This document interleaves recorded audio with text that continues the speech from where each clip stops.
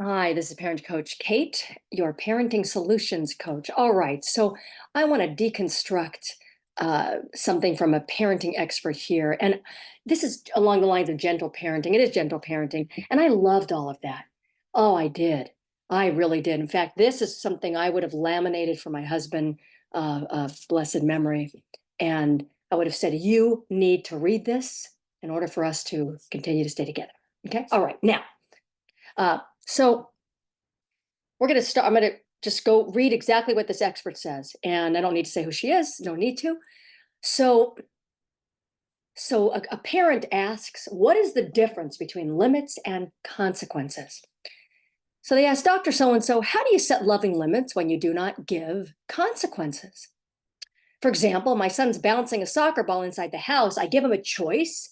Balls are for bouncing outside. You can take it in front of the house or into the backyard.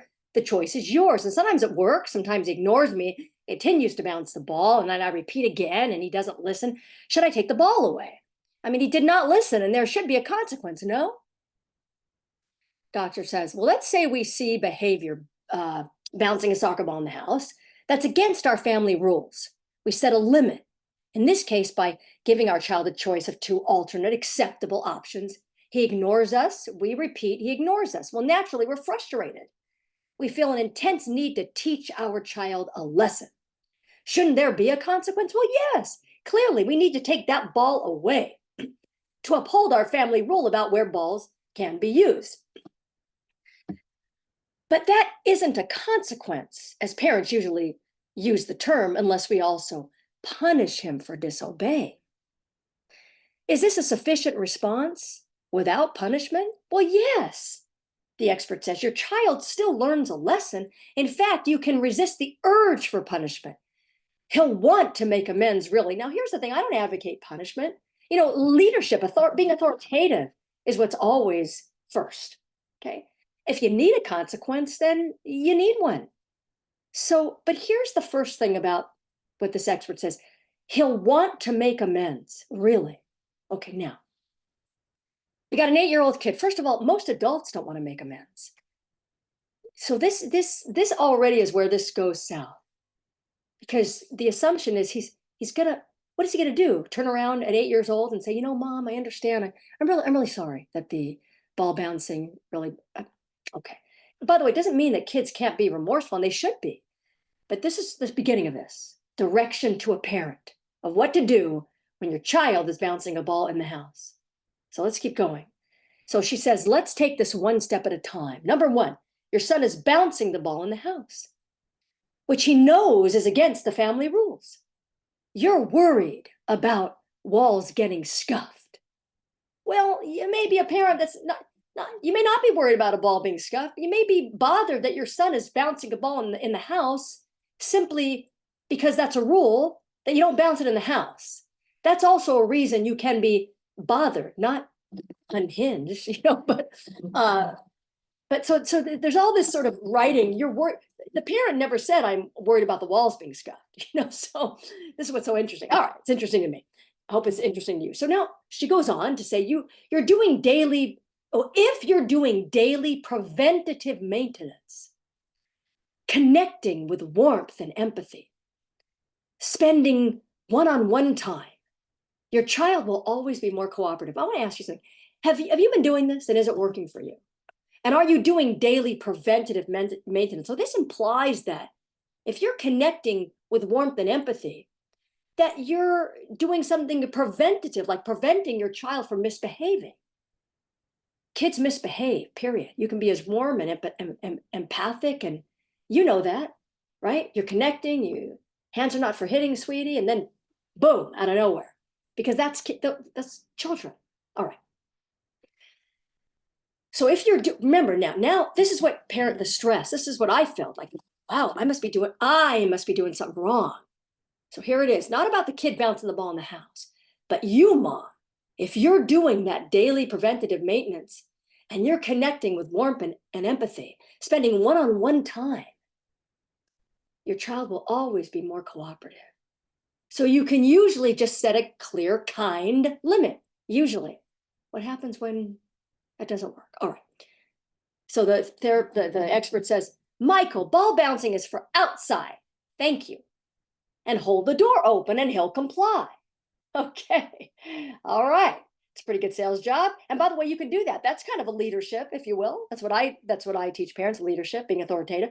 So yeah, open the door. That's great. Fine. What if he doesn't comply? Let's start there. All right. But what do I mean by connecting with warmth and empathy? Let's hear what she says. Your basic 24/7 response to him is seeing things from his perspective with compassion. Well, sure. As a parent, you always want to have unconditional love, right? And it's great if you could see it from your child's perspective. Yes, absolutely. I agree with that. In other words, what comes out of your mouth is mostly warm and connecting, even when you're correcting. Okay, all right. But sometimes when you correct a child, it can't always be warm. Let me give you an example of why we're having a lot of these problems. That, hey, Timmy, this is a very warm, there's no ball bouncing in the house. Okay? Sweetheart, I'm connecting with you and I'm correcting. As opposed to, you can say this, you can also say Timmy, Tyler, Jim Bob, whatever. There's no bouncing the ball in the house. You need to do it outside. Now, was I mean? Was I the evil sea witch or whatever? Okay, all right. So the next thing is, whoa. The expert says, I think she's a therapist. Whoa, I know you love bouncing that ball. So again, recognize your child's feelings, okay? Because this is what this is really about. Wow, I know you love bouncing that ball. It belongs outside. So I want you to follow this. There's nothing in here that gives the parent permission to tell the child to bounce it outside. This is all about compliance. And that's why this stuff isn't working. It's all about wishing and hoping that your child will comply. Okay, all right.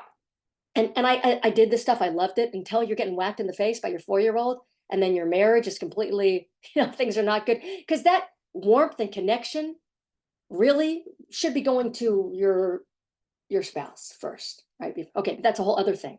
I'm not saying not to connect with your child. This is not what I'm saying. Okay, hear this with a grain. Okay, a whole grain or a grain of salt. All right, here we go. So again, now number 2, do you need to give them a choice? So we've just spent a long time in number 1. I'll go a little faster because you have a life. Okay, some younger kids feel overwhelmed by too many choices, but strong-willed kids, even more than the rest of us, react badly when they feel backed into a corner. Whoa. This is about their feelings again, okay? So this skillful mom has to be a ninja.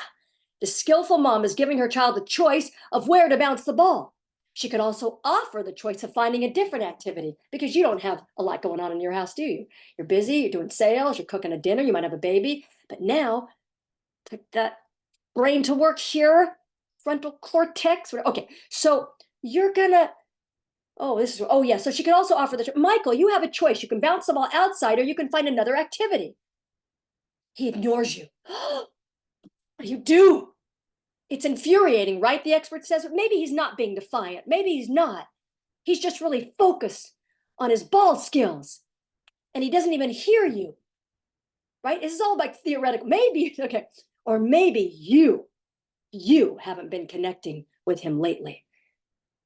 And this is your red flag. So this is about you, mom. Not about your kid bouncing the ball in the house. Now it's about you and what you're not doing or doing. You need to spend some dedicated special time with him daily. This is all about what to do with your kid bouncing a ball. That's why this stuff hurts our heads. That's why we're on medication to try and get through the day. All right. And that's why we feel so much guilt. Whoa. Okay. Maybe he knows from past experience. He's only 8. How much past? Oh, I guess he's had a few years. Maybe he knows from past experiences, good chance you're going to give up and leave him alone. Yeah, there is. You know why? Because this stuff is exhausting. Because he knows there's a loophole. And he's going to find it. Because you're just going to go, I'm done. Because this gentle parenting stuff. So expert has not given this mom permission to tell the child anything. Because that's bad. In the style of parenting, it's bad. All right. Well, let's put it this way. It's not here, is it? There's nothing for this. So, okay. Or maybe he's just a strong-willed kid, okay, who needs to push on a limit 100 times to see if it holds true. So the expert can't say, yeah, maybe he's just defiant. Maybe he just wants his own way. Maybe he's just a kid, okay? Maybe he's gifted or, all right. but he ignores you. Do you repeat yourself? Okay, all my clients are like, they're not just repeating themselves, but they're raging at the kid because screaming is the new spanking. All right, here. So I'm not an advocate for spanking, by the way. Okay, you don't have to hit a kid. Yeah. No. All right, so he ignored you. Do you repeat yourself? No. If you've asked once and not gotten a response, just don't repeat yourself. All right. Remember, ask. I want you to hear this. If you've asked him once, really, can't say the word tell, but if you asked him, well, don't repeat yourself. This is about you, mom. You just don't have your child's attention yet. Wow. Instead, you get in his face in a friendly way so he understands that you mean it. Really? So everything up until this point has been meaningless because, and the expert's right, because you haven't done anything to demonstrate to your child that you mean anything. That's why you have to get in his face, because right in his face. And of course, we all know that kids love this. This is exhausting to the child, by the way. Child would much rather be told very authoritatively what to do by an authoritative, unconditionally loving parent than all this stuff by a wishy-washy one who's afraid of their child. Okay, afraid they're going to damage their child's, I don't know, self-esteem. Okay, here we go. Now, so, oh, this is great. Or maybe he knows from past experiences, a good chance you'll give up and leave him alone. Yeah, I have clients who just go, they just say whatever. Go, why are you doing that? Well, because she didn't listen or didn't comply or didn't, because they feel like they don't have permission to tell their kid what to do. But kids who are well behaved and follow the direction of legitimate authority are happier kids. All right. So now she goes, maybe he's just strong-willed. He needs to push on a limit, otherwise known as an experiential learner. So forget defiant kid or just a kid who's being a kid. Kids do what they want. They want what they want when they want it, right? They're going to go to any lengths to get what they want. They don't care who stands in their way. Okay. So we're not gonna say anything negative about the child. And by the way, it's not negative, it's just reality. You're experiential learner. He ignores you. Do you repeat yourself again? No. No. Sorry. I just repeated myself. Forgive me. All right. I'm gonna keep going here because this is just so much fun. In this case, you walk over to your son. So now you've done everything but tell him. Take it outside in an authoritative, loving, kind way. Because you don't need to raise a voice if you to have good to get good behavior. In fact, that's the thing you don't want to do. You don't need to raise your voice. You just need to know that you have permission to be the adult in the room, not in this article or response, which is the roommate in the room, or even less than a roommate, the servant in the room. Okay. All right. So you walk over to your son. Who has the time to do this, by the way? And that's painful because moms read this and they feel guilty if they're not doing it, because this is a person with a lot of letters after their name. All right. They're intimidating. They know best, but they don't. So in this case, you go over to your son, hopefully with a smile on your face. Really? At this point, the kid's bouncing the ball in the house. He's been doing it the whole time, by the way. You got a migraine. You're trying to return a call. You're trying to keep your marriage together. Okay. You're trying not to eat a bunch of Oreos at this point. Okay. So she goes, and if you can't have a smile on your face, at least with a neutral expression. I'm neutral. I'm just trying to hold it together. I had a mom say that to me the other day. She goes, I was just trying to hold it together. So good for her, though. She didn't get angry. All right. You intercept the soccer ball. So mom is intercepting, waiting for Billy, Tyler, Jimbo. Got it. You intercepted the soccer ball. You hold the ball in one hand or your arm. You put the other arm around your kid's shoulder. He looks up at you, aggravated. Yes, that is correct. Not only aggravated, but exhausted. This is exhausting for our kids. That's why he's looking up aggravated. Because he doesn't know how to say, please get off my back. Please stop with all this gentle parenting stuff. Please stop taking my emotional temperature. Please, somebody tell me how I should behave. Otherwise, I'm going to grow up to be rude, disrespectful. I'm going to be a toddler into adulthood, okay? So this kid should be aggravated. Now, number 4 is you connect before you correct. Because see, the implication here is what's you don't connect, you're going to damage how your kid feels about him or herself. I had a client come to me and she says, the expert said my kid's having tantrums out of low self-esteem. I said, really? Low self-esteem? No. The tantrum was stopped in a week, and it didn't have to do with examining your kid's feelings and doing all of that. Feelings are important. I'm not saying they're not, but we're talking about your garden variety tantrum, bouncing a ball in the house, a kid back talk. Okay. So this is the problem. And I'm going to get to the solution. Okay. But we need to keep going here because this is what's out there. So now, and it sounds great, doesn't it? It feels good. Connect before you correct. I loved all this stuff. Oh, I loved it. Just it didn't work. All right. How do you feel when someone implies that you've done wrong? The expert says. Well, sometimes I feel bad. And because we're so concerned with our kids' feelings, and this is what this is all about, and these experts say you can't have a child feel bad. But that's how we change and we grow. Sometimes we feel bad. Not horrible human beings, but don't you feel bad? Don't we all have that inside of us, our conscience? We feel bad when we've done something wrong. We're not saying the kid's evil, right? But look at this. How do you feel when someone implies that you've done wrong? A little bristly? An urgent need to prove you're right or fight back? That's how your child feels too. It's not exactly a recipe for cooperation. There you go. This is all about getting your child's cooperation. That's why this is exhausting for us and for them, because we're not telling them anything. We're trying to gain their cooperation. And that's why they grow up and have no problem looking at bosses and parents telling them to go, you know what, policemen, no respect for authority, or heaven forbid, doing worse than that. All right. You can avoid that resistance by reconnecting before you correct. Wow. Because he's much more likely to really hear you. No, the kid heard you the first time, didn't he? You know, mom or dad, he heard you. Okay. You just need to do something to create a circumstance. So no, excuse me. I start getting a little emotional about this stuff myself. You should be worried about my feelings. Here's the thing. He didn't hear you because you've never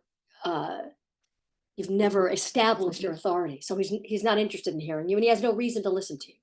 That's why this is going to get worse and worse and worse and worse and worse. You don't have an 8-year-old that you can look at and say, I need you to take the ball outside. That's where it needs to be bounced. You can't do that with an 8-year-old. What do you think 13 is going to be like? 14, 15, 16? Yeah. All right. Connect by seeing his perspective, even as you set a limit. So let's go down to his perspective. You're assuming you know what his perspective is. So you're in the mind, you're a mind reader now. What is his perspective? Oh my gosh, my mother's shaming me. She's coming towards me. She's looking at me and I'm feeling bad. I feel shamed before she's even said anything. I'm bouncing a ball in the house and I feel bad. And my perspective is, please, please, you're not going to make me take the ball outside because I love bouncing it in the house. Because the house is my home, and outside I'm triggered. I'm triggered by birds, and I don't know, the teeter-totter's been broken for a year. I don't know. Okay. All right. So now you're going to connect from his perspective. Are you ready? Hey, buddy, I guess you were so focused on those ball skills like, that you didn't hear me. Your ball skills are looking good. Got to esteem your child. And where do we play with balls? Let's hope we get compliance. Right. Just go, assuming he said the right answer, outside. And as you speak, you're walking him towards the door and you open it. And as he goes out, you give him the ball with a smile because you know you made it through another exhausting parenting moment without drinking or killing yourself. Number 5, find a win-win solution. Usually that's the end of the incident. So this is real. This is real. This is real. Usually that's the end of the incident. You've enforced your limit. No, you didn't enforce anything. What did you enforce? You've redirected his behavior in a calm, kind way. No, you hoping, and wishing. Okay. If you do this regularly, think about this regularly. Well, what are you going to do this with? Every moment of whoa, look how long this took for me to just read the thing. Okay. If you do this regularly, your son will skip the inside bouncing and head straight outdoors. Oh, yeah. Yeah. So you're going to connect and correct and all right, because who wants parents interrupting when they're practicing ball skills? So this all started with a kid bouncing the ball in the house. He's practicing ball skills. He's getting ready to be a Laker. I don't know. But maybe you only have a lawn outside and the ball doesn't bounce there. In that case, he will almost certainly keep using your hallway. Time to problem solve with a win-win solution. The expert says. I hear you that the lawn isn't good for bouncing the ball. Remember, we have to always say, I hear you. I hear you. And bouncing it in the house doesn't work for me, trying to get compliance, because it damages the wall. What can we do? Oh my gosh. You think the blacktop at the school would work? So now I'm supposed to drop everything and rush my kid to the blacktop. Great idea. We can go. I can't go with you now.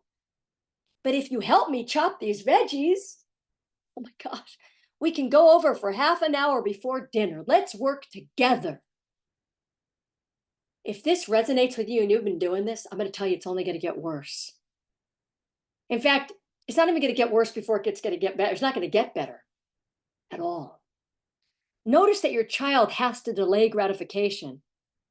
Wow, this went from just a kid bouncing a ball in the house, the expert assuming she doesn't want the wall scuff for her own narrative here. That's not easy, but it's a good thing to practice if you're maintaining a positive connection. He'll be a lot more motivated and a lot more able to be self-regulate. There's that term again. So he can wait. Number 6. Should you take the ball away? Oh my gosh, this could be traumatic. This could be, what's she gonna say? What's the expert gonna say? Should you take, well, if your child is using a toy in an unsafe way, I just love this, in an unsafe way. He's bouncing a ball. What's unsafe about it? Where is he? Is he juggling knives while he's bouncing it? And then he's gifted. Okay. And does not respond to your direct. If your child is using a toy in an unsafe way, so forget about the ball. Now we're at an unsafe toy. He does not respond to your direction. Then of course you take this toy away. So only if he's using it in an unsafe way do you take it away. You don't take it away because he's ignored your direction. Here's what you say. Balls are not for bouncing in the house. I hear you really want to go outside, so let's put the ball away and find something you can do in the house. Okay, like go get mommy's medication. It looks like you need something active to do because you want to jump on the trampoline in the basement. And now assuming you have a trampoline in the basement, please, this is from a very, I no doubt, well-educated and well-intentioned expert. Notice at the very bottom that this is not a punishment. You're setting a limit. You're reinforcing it. And you're supporting your child to redirect his energy so he can comply with your limit. No. You're not setting any limit. You're not reinforcing anything. You're only supporting your child. You're only enabling your child. This is what it is. That's all you're doing here. Number 7, teach your child to repair. Let's say you come upon your son bouncing his ball in the hall. Let's say you come upon him. You're going through the house like just like you come upon your child. Oh, and you notice scuff marks. Again, the scuff marks on the wall. You say, whoa, look at that wall. We need to clean that up, sweetie. Let's go get the cleaning supplies and I'll help you. We always clean up our own messes. Oh, man. How long have I been at this? Like 20 minutes if you're still with me. I hope we got some popcorn. Okay, now, if you do this in a blaming way, he'll naturally go on the defensive and resist. So it's always with this gentle parenting stuff and these experts, it's always you're either empathic and loving or you're old school and, mommy dearest, darling. Darling, I just get out of the house with the ball. You're upsetting Mummy. I wish you were never born. That's what you are. You're either that or you're, hi, Tyler. Can we sit down and discuss? Right. Okay. It's just like, I love it. It's like, I don't love it, but here's the thing. See, I had a problem. That's why I do what I do. This stuff was not helpful for me. I'm so grateful that I had a different way to go. All right. That's when kids say things like, you do it. So, oh, like they don't say that, even when you're kind and respectful, because you know they do. Hey, I need you to put your backpack away. No, you do it. And it's only going to get worse. Keep doing this stuff. Oh, unless you have a very well behaved kid, really. And then just be grateful and okay. But if you can do this cheerfully without blame from the time your child is little, he'll take responsibility more easily. Really, you will. And they'll also start taking the ball outside without your intervention. Because who wants to clean the walls when they could be outside doing soccer drills? This is like number 8. Shouldn't there be a consequence? This is all from the parents' question. Wow. Okay. Do you mean shouldn't there be a response to the child's transgression? Wow, it's just all this wording is so complex. That teaches a lesson? So this expert is going, consequence? That's terrible. Give her subtext here, okay? Because she's giving subtext to everything else, like what the kid thinking, what the mother's thinking. Do you mean, because the expert shaming you for even saying the word, shouldn't there be a response to the child's transgression? Okay, that teaches him a lesson, of course. Look at all the consequences of what happened here. Let's look at, so there was not one consequence we know of what happened. Or not that there needed to be. And I'm going to talk to you about that if you're still with me. Your son has learned when my parent tells me to do something, she means it. No, he's learned nothing of the sort. There's no point in trying to ignore her. No, you've ignored her for years and keep it. And bouncing the ball in the house scuffs the walls, and I'm responsible to help clean them up, the scuff marks. I'd rather go outside with the ball. Okay, so maybe he does get some message that he gets to clean. I don't know. I make mistakes, but my parent always understands. Well, okay, yeah, if you love you, of course, we're always going to be understanding. I repair my mistakes and clean up my own messes. Okay, yeah, my parent really cares about what I want. Now this is it for me. This summed it all up. My parent really cares about what I want, so I care about what she wants. Really? Does your kid care about what you want?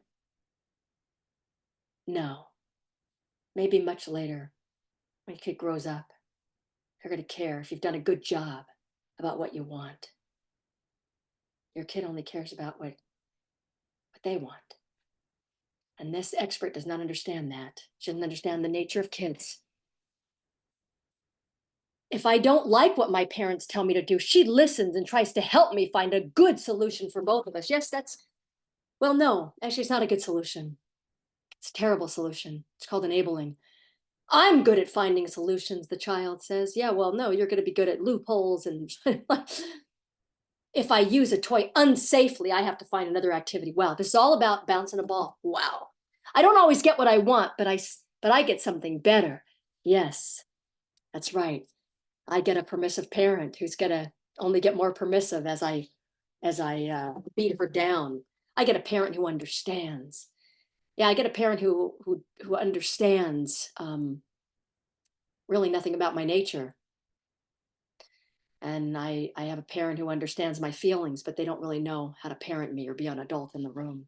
Everyone in our family takes our family rules seriously. The most important is treating each other with respect and kindness, which you should always do, by the way.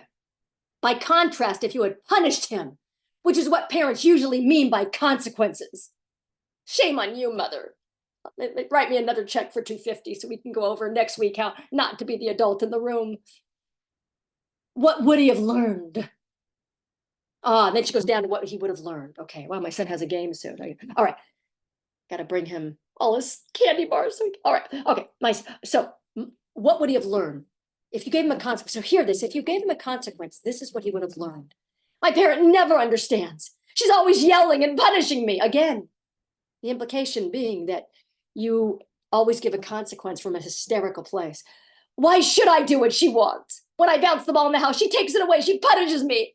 but not until she's yelling. Well, it's either all or nothing. Betty Davis, right? You're in the face. Okay. So I don't have to listen until she yells and takes the ball away. I know just how far to push her before I get a consequence. Yeah, that's true. She took my ball. I'm going to annoy my sister now. In fact, I'm going to make this afternoon miserable for everyone.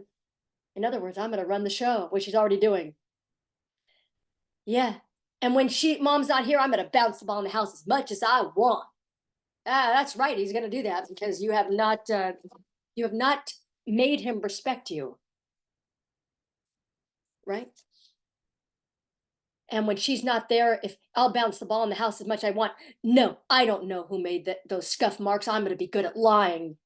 Oh, wow. She can't make me. No, you're right. This mother cannot make you do anything. So just enjoy until you can get out of the house and hopefully not get into too much trouble in life. Okay, the truth is we can't make another human being do what we want. That is true. We can only help them want to. Yes, that is true. But how do you do that? Loving guidance and empathic limits help your child want to follow your guidance. So those good habits become a part of who he is, whether you're there or not. Consequences are designed to punish do just the opposite. The difference between loving limits and consequences, there's no room for punishment in loving limits. Wow. Okay. So what would I have done? Kids bouncing a ball in the house. And you know you have permission to be the parent that your child needs. You're the adult in the room. You establish your authority, and that has to be done when kids are very young. But if you haven't established authority yet, it's never too late. But it depends kind of what season you are in of parenting. All right. So if you have a small kid, you have a teenager, it's very different. But I just want to speak to this right here. Got a 7-year-old. Tyler, there's no bouncing the ball in the house. You need to take it outside right now. So if you establish authority, that's all you need to say, by the way. And your child, if you've done your job, will go outside. They won't feel traumatized. They won't feel like you didn't hear them. In fact, you saw them and you saw they're bouncing the ball in the house. That's what you saw. And you spoke authoritatively. You didn't say okay at the end. Tyler, I need you to bounce the ball. No bouncing the ball in the house. You need to do it outside, okay? Which really means, are you okay with my decision? Because I'm really afraid of you. You're the adult in the room. You're not getting down to your kid's level. Okay? So you just speak authoritatively. You could practice that for a couple of weeks. That's what I do with my clients. Let's practice that. See what happens in your home. Kids would rather be told what to do by an authoritative, unconditionally loving parent than this stuff, which is exhausting. Exhausting. You're going to have pushback because kids don't know how to turn around and say, you know what, I want to know something. You taking my emotional temperature all day long is really exhausting for me. They don't know how to do that. So they will push back. And that's their way of saying, get off my back. Leave me alone. And it's going to get worse as they get older. And this expert is very well intended. So let's say your kid doesn't stop bouncing the ball. And you've established you've been authoritative. You've said in a firm voice, you need to take that ball outside right now. Okay. You don't hit your child. You're not screaming. No, you never need ever to scream at your kid. That's a parent that's out of control. But let's say your child doesn't do it. Now, you could sit down and have a conversation, sure. But is giving a consequence bad? No, make a suggestion here and speak out of love for your child. Sometimes you do need a consequence to get your kid's attention. Okay? Something like, I'm not telling you to do this. I don't know you. Okay? So I have consultations with all my clients before I suggest, and consequences are really for them. So give you, we work on that together, but because you know your kid. But I give you a general one, something to the effect of, where's the ball? Oh, yeah, thanks for asking. The ball is not here. Because yesterday when I told you not to bounce the ball in the house, you didn't pay attention to me. Okay, so you will get that ball back in a week or whatever you decide. You know, and is your kid going to have a meltdown or not like it? Yes, they are. You don't scream, you let them have their reaction, you let them have their feelings about that. They can. But you're making yourself clear. I need you to listen the first time when I tell you not to bounce the ball in the house. And that's the way it's going to be from now on. Because I love you, this is from love and logic. I love you too much to let you be a child who doesn't listen to his mother or father, who want the best for you and love you unconditionally and will take a bullet for you. Okay, so you'll get the ball back in a week. Okay. You're not threatening, you're not screaming, you're not hitting, not doing any of that. You're just making yourself perfectly clear.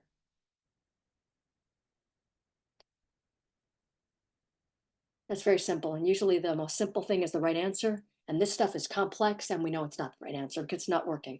I want to thank you for giving me, I think, 45 minutes of your time. And I hope you benefited from this. If you did, leave a thumbs up. And this is what I was doing with my son when he was little, and it's causing more problems between my husband and me. You want to go to experts for the for when you have something. I mean, for garden variety tantrum, you have to go to an expert. You want to go to an expert. You want to take your you want to go to an expert, a therapist, when you have something to talk about. That not to do with how do I stop a tantrum, my kids. But when you have to look in your son's face, your teenager's face, and say your father just had a heart attack on a bike ride, that's when you want to have those experts in the wings. Okay, someone to talk to. But this stuff too, just stop it. Just all of this to how to help your kid get a ball, stop bouncing a ball in the house. I want to thank you so much. That is so my time. I want to thank you very much for giving me yours. Coach at parenting solutions coach.com.